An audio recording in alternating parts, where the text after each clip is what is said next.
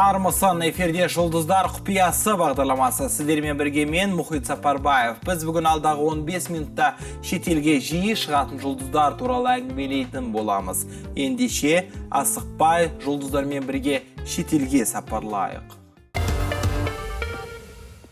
Шетелге жиі шыққыш артистердің көшін бұл жолы продюсер Баян Мақсатқызы бастап тұр. Соңғы уақытта махаббатқа мас болып, бақыттан бас айналып жүрген продюсер өткен 5-6 айдың ішінде Санкт-Петербург, Түркия, Әзербайжан, Қытай елдеріне сапарлап үлгерген. Табыстығы жағынан да, сұлулығы жағынан да, нәзіктігі жағынан да көш ілгері жүретін продюсермен бірге саяхаттап келейік.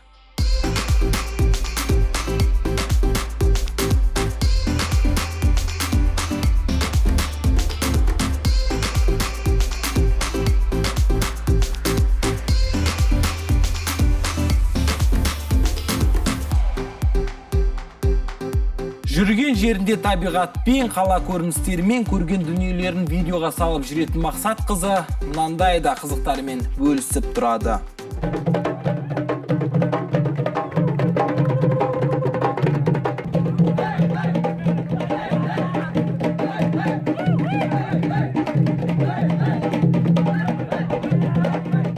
Дәл осы жерде Баян Мақсатқызының жиені Аша Матайды да айта кетейік. Өз секілді өнер иесімен өмірлік жұп болған бұл сұлу да нағашы әпкесінен қалысар емес. Аша Матай Түркия, Малайзия, Индонезия елдеріне саяхаттағанды ұнататын көрінеді. Бірге қарайық.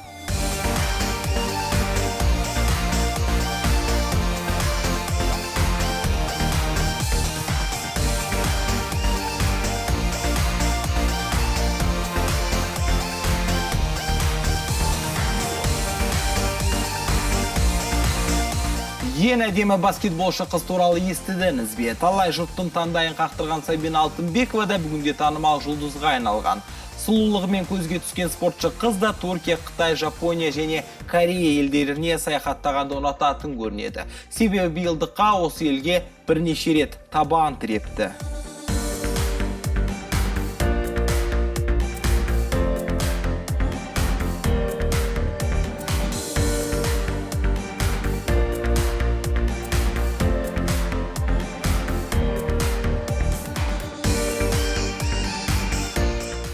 Ринго тобының әншісі Аян та отандық туризмді қолдауды емес, шетелде демалғанды жөн көреді. Ол бірнеше рет достарымен де, отбасымен де демалу үшін Тай елін таңдаған екен. Әсіресе отбасылық демалыстарды осы елде өткізгенді жөн көреді.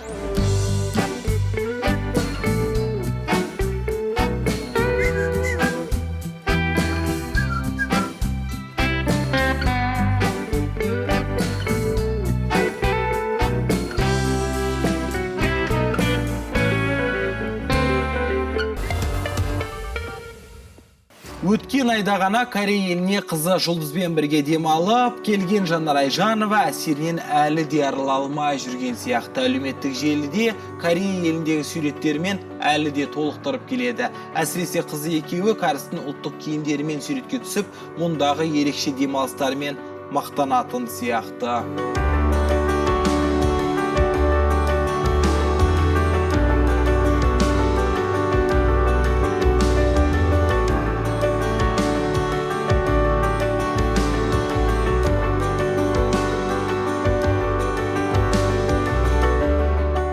Жанар Айжанованың шетелде демалысының әсері тіпті ерекше. Бала ұқсап ойнай жөнелген әнші бұл қылығынан дым қысылмайды. Керісінше видеосын Instagram желісіне жүктеп, тамаша күндерінен естелік қалдырған кездерін үнемі еске алып тұрады.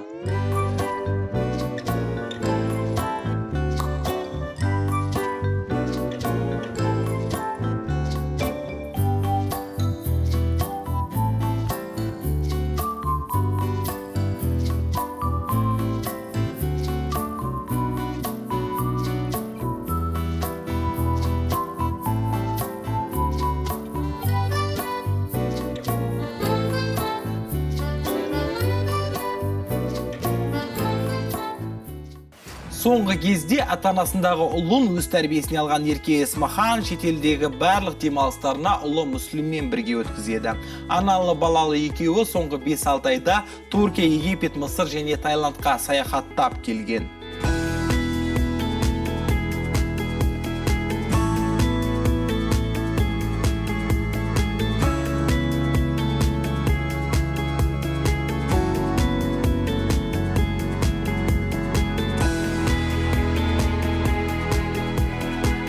Еркелігін жар салып айтып жүретін Ерке Есмахан шетелдік саяхаттарында видео түсіргенді ұнатады және оны міндетті түрде Instagram парақшасына жүктейді. Мәселен, мына Тай еліндегі саяхатындағы видеоларын бірге тамашалайық.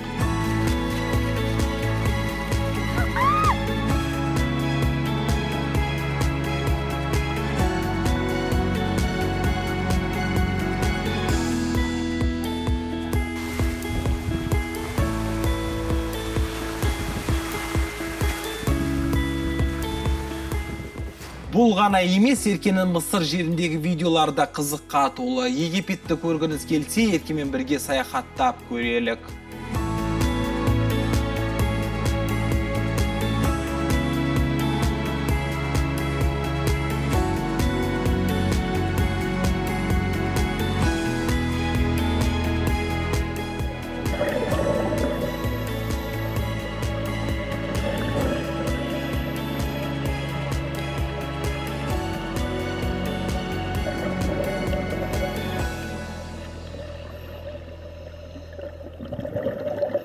Түркия мен Дубайды сүйетін жұлдыздардың бірі Әйгерім Қалаубаева. Instagram парақшасынан шолу жасасаңыз, әнші бірнеше жылдан бері жылына бірнеше рет осы екі елде демалатынын байқауға болады. Өзінің әдемі әлемі бар әнші әрқашан нәзіктігімен ерекшеленіп қала бермек. Ендеше кеттік, Әйгеріммен бірге Түркия мен Дубайға барып қайтайық.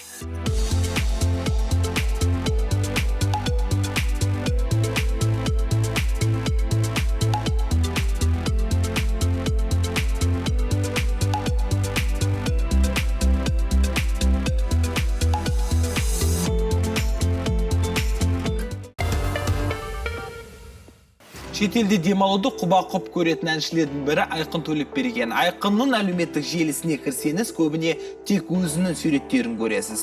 Шетелдік демалысына жалғыз барама, отбасымен барама белгісіз. Тіл көзден сақтағысы келетін отбасын жария ете бермейді бұл әнші. Ал осы жылдың өзінде Айқын Таиланд, Түркия, Дубай, Женева, Корея елдеріне барып саяхаттап келді.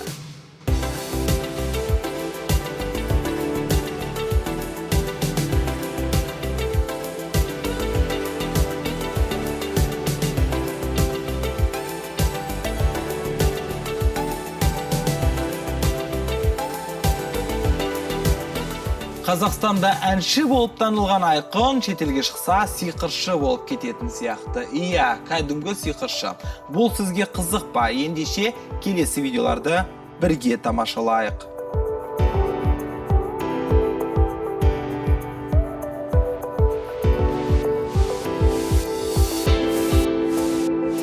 Тут находятся деньги со всего мира. Здесь корейские деньги, польские деньги, китайские юани, канадские деньги, доллары. Вон вексель какой-то очень большой. Единственное, не хватает казахских тенге. Наши деньги пусть тоже будут 200, 200. Наверное, сдачу надо забрать, да? Все. Айқын Төлепберген в истории этой гостиницы как первый человек, который закинул деньги. Тележүргізуші әрі актриса Айнұр Ильясова жолдасымен бірге саяхаттағанды құп көреді. Отбасына ерекше мән беретін ару осы жылы Индонезия, Үндістан мен Түркияда отбасылық демалысын өткізіпті. Аталған үш елге актрисаның Instagram парақшасы арқылы саяхаттап көрейік.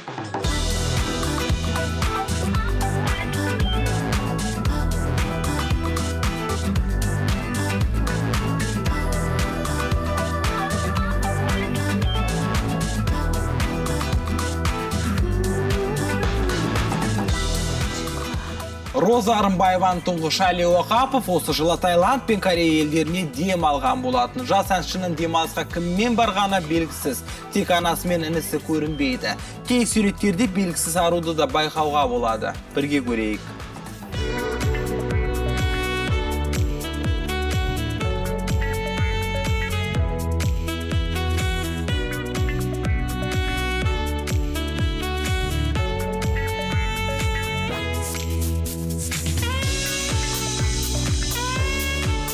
Әнші Әли Оқапов әдемі суреттерден бөлек видеолармен де бөлісіп отырады. Оның Instagram парақшасында барған елдің видео көрінісін тамашалауға болады екен.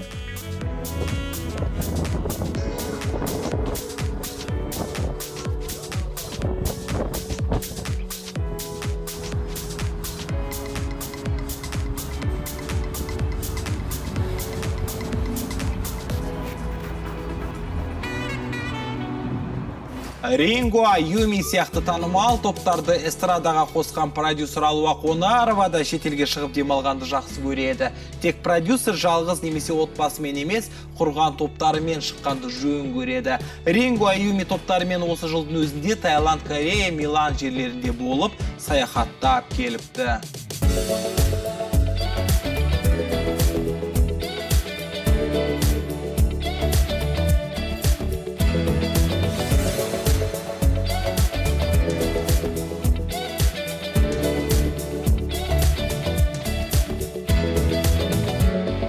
Продюсер құрған топтарын отбасынан да артық жақсы көрсе керек. Оған мына видео дәлел болмақ. Онда Аюми тобының демалыста, жылы жаңбыр астында бассейнде демалып жүрген түсірілген. Алуа Қонарованың өзі сөйлеп тұрған бұл видеода Instagram парақшасында.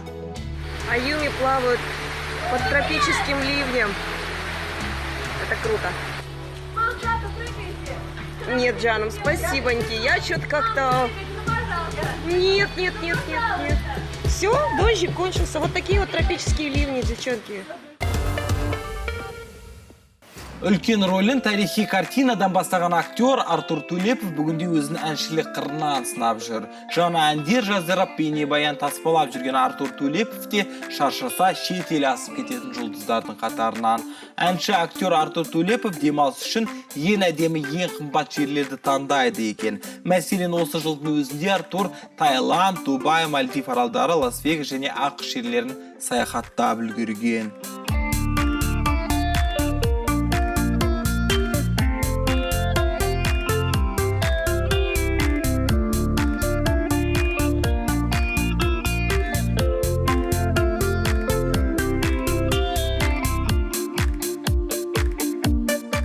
Әлеуметтік желіде белсенділік танытатын Артур әр демалысында суреттерімен бірге видеоларды да түсіріп, оны желіге жүктеуге қарсы емес. Instagram парақшасына кірсеңіз, онымен бірге талай жерге саяхаттауыңыз мүмкін.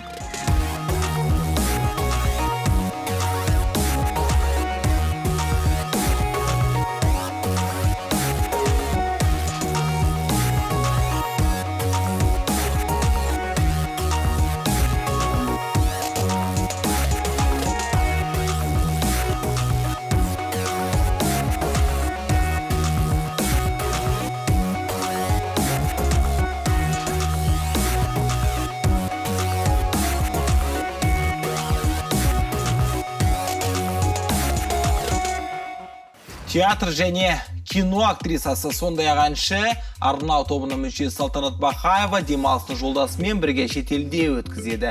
Әдемі әрі ерке Салтанат биыл Венеция, Ницца, Италия жерлеріне табан тірепті. Оған әлеуметтік желілерде жүктелген мына суреттер дәлел. Нәзік те әдемі әртістің суреттеріне бірге қарап отырайық.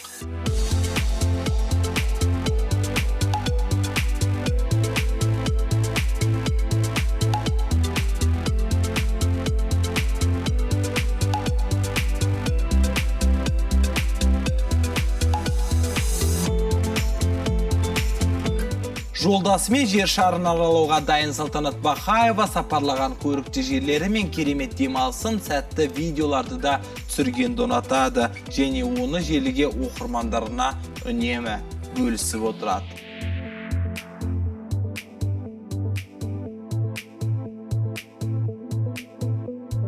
Жан, қараш қандай әдемі.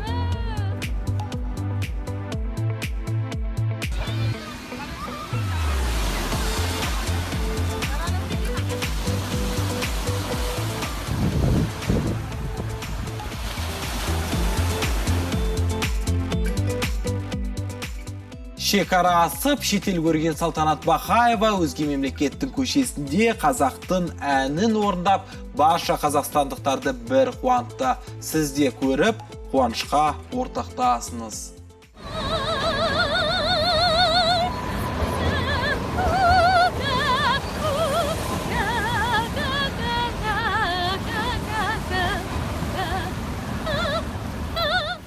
Шетелге ең жиі шығатын жұлдызы жұп Бүркіт пен Аиша да Instagram парақшасында шетелдік сапарларынан сурет видеолар жүктеп, қуаныштарымен үнемі бөлісіп отырады.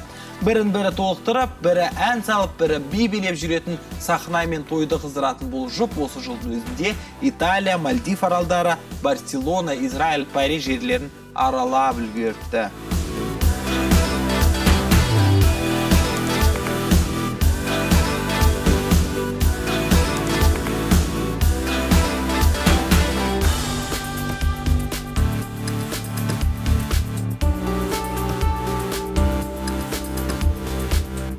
Тәттімсін деп ән шырқап жүрген Бүркіт пен Аиша тәтті ұлдарының шетелдегі демалысындағы видеоларында жүктеп үлгереді. Сондай-ақ шетелдік сапарларынан сәтті көріністермен де үнемі бөлісіп отырады.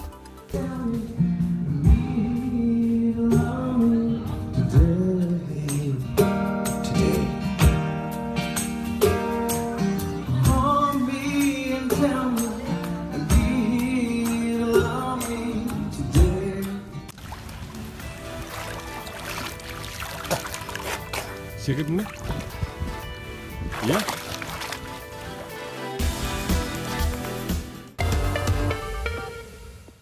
Шоу-бизнестің ішінде жүретін тележүргізуші Баян Мақсатқызының құрбысы ретінде танылған Динара Сатжан да жақында Женева қаласында демалып келді. Әртістер секілді Динара да сәтті суреттерді, видеоларды бөлісіп отырды.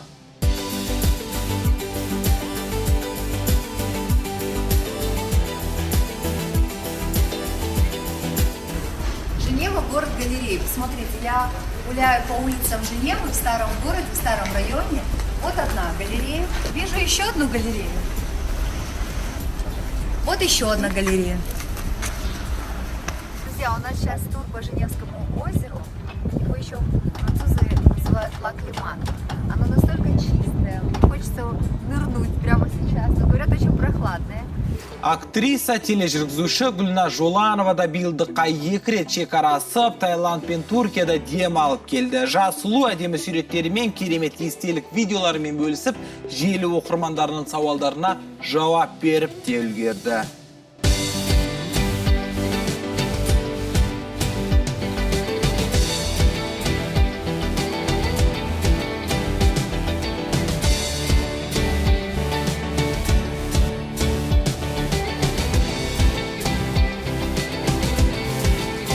Әртіс әртістігін жасайды емес пе? Актриса Гүлназ Жоланова шетелдік сапарларында сапалы видеолар түсіруге әуес. Керемет табиғат пен сұлу қыздың видеоблогтарын бірге қарайық.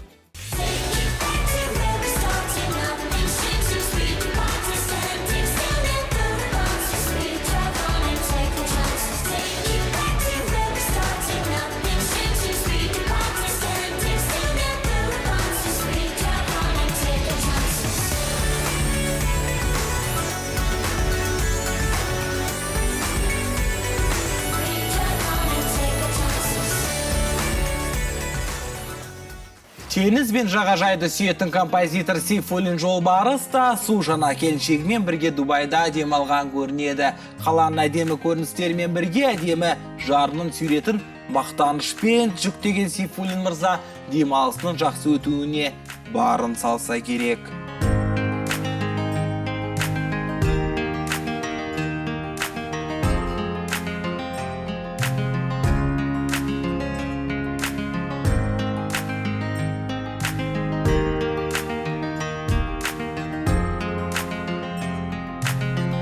Композитор шынымен теңізді жақсы көреді екен. Жағажайда серуендеген сәттері мен теңізде түскен шақтарын видеоға түсіріп, Instagram парақшасына жіберіпті.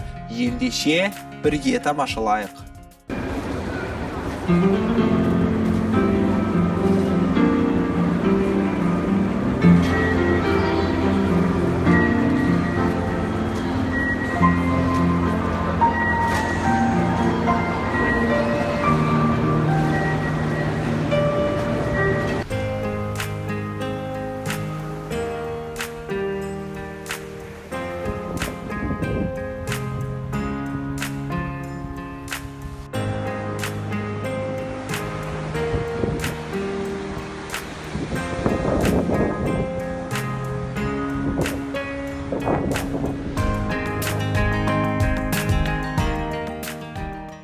Шоу-бизнес пен той бизнестің нұрына айналған Қайрат Нұртас та шетелге құмар азамат. Ол биылдыққа Мәскеу, Италия, ақш жерлеріне табан тіреп, әдемі естеліктердің куәсі болған екен. Жүрегіңіз ауырмасының әншінің суреттерін бірге көрек. Ауырмайды жүрек.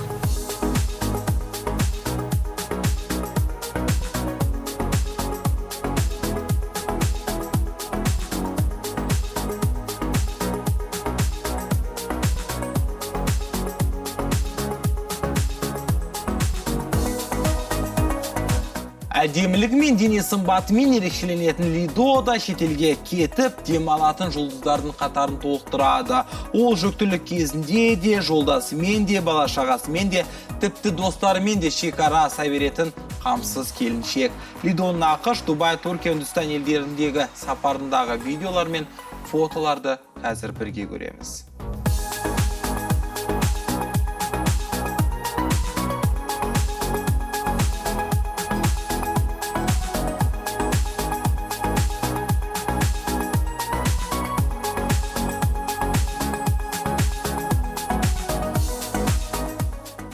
Әнші Мадина Садуақасова шетелге жолдасы Олжаспен, ұлы Әнуармен шыққанды жөн көреді. Танымал әнші өткен жылдың өзінде Индонезия, Таиланд, Түркия, Дубай елдерінде болып қайтқан.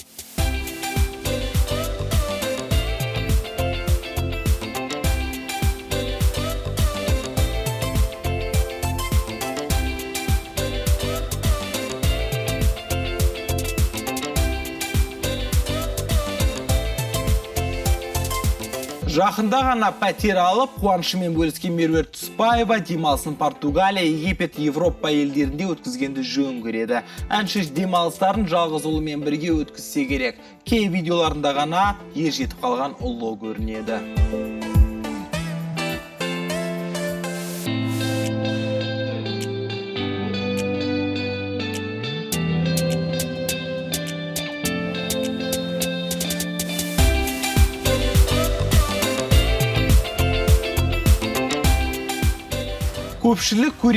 Көпшілікке көріне бермейтін Тұспаеваның ұлы Египеттегі мына демалыста сәл ғана кадрға алынған. Әншінің ойы тіл көзден сақтасын деген шығар. Бұл видеоны бірге тамашалайық. Осы мемлекетті сондай ұнаттым, сондықтан да мен өзім желание загадала, что я еще раз вернусь сюда. И, возможно, мой сын здесь будет учиться. Возможно, я здесь куплю квартиру. Аминь. Аллах тағала солай болсын деп амин десін. Танымал әзілкеш бүгінде тележүргізуші болып жүрген Нұрлан Қоянбаевты демалыс үшін жұмыс бабымен де шетелге жиі шығатын азамат. Мәселен, Қоянбаев осы уақытқа дейін Қытай, Мәскеу, Венеция, Таиланд, Корея және Испания елдеріне саяхаттап келген.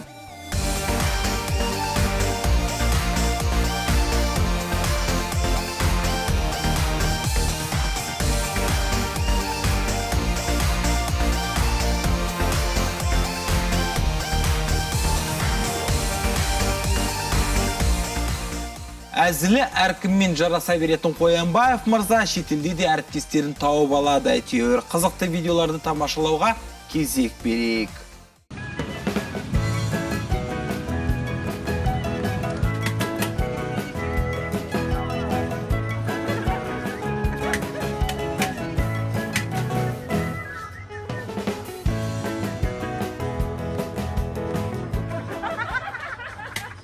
Қазақстанның халық әртісі Роза Рымбаева да жастардан қалсар емес. Әнші Мәскеу, Италия, Таиланд, Париж, Қытай, Түркменстан, Баку жерлеріне саяхаттап, оны Инстаграм парақшасына жүктеген. Құрметті әншінің демалысын бірге көрейік.